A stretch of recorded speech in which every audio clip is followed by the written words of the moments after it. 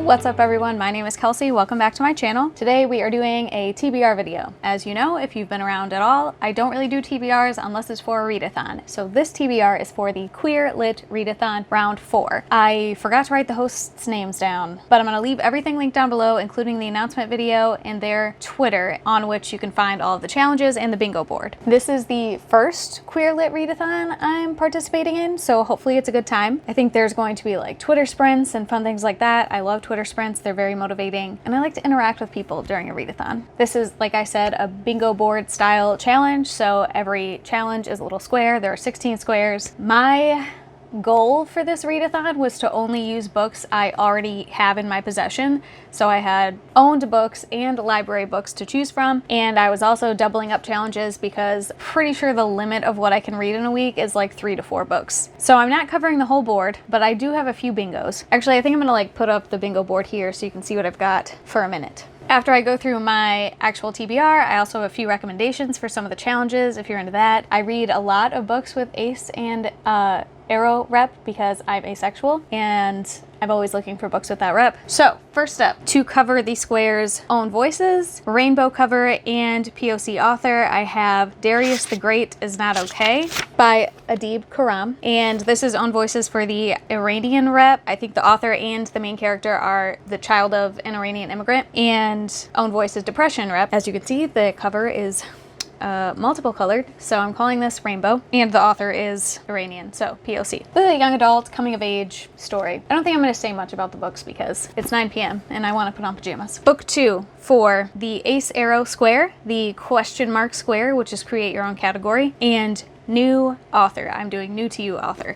So this is The Perfect Assassin by K.A. Dorr. The main character is Ace. I've heard the author describe them as a cinnamon roll ace boy, and that's what I love in life. For create your own category, I'm going with queer cast of characters because I think the main group in this book, almost all the characters are queer. That's my rule for that one. And new to me author. I've never read this author before, but I've been following her on Twitter for a while, and I think she's great. Her second book comes out tomorrow, which will be last week when this video goes up, but she just seems pretty awesome to me, and I can't wait to read her book. Cats, please.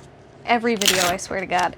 Okay, so for the historical fiction square, the bi or pan main character square, and new genre square, I'm going with Cantoris by Carolina de Robertis. I'm pretty sure about that, okay? I took like 4 years of Spanish. I should know how to say these words. But this is a historical fiction set in the 70s, Uruguay. The main characters, I think all of these characters are into women, but it's a variety of like lesbian and bi rep. And new to me genre, I almost never read historical fiction. It's very rare, but I've heard really good things about this, so I'm hopeful. Okay, my last square that I'm covering is graphic novel, and for this I'm going with Young Avengers, The Children's Crusade. This has been on my list for a while, finally came in at the library, and it's about superheroes, and all I know about the main characters is that there's a male-male relationship, I think between Hawkling and Wiccan. Okay, so that's it for my TBR. Now for some recommendations. Let's go back to that. Okay, my first recommendation is Saw Kill Girls by Claire Legrand. This is a young adult fantasy, but set in modern day. This covers the ace or arrow main character because one of the main characters is asexual and hetero-romantic. It's not really specific about the romantic attraction side, but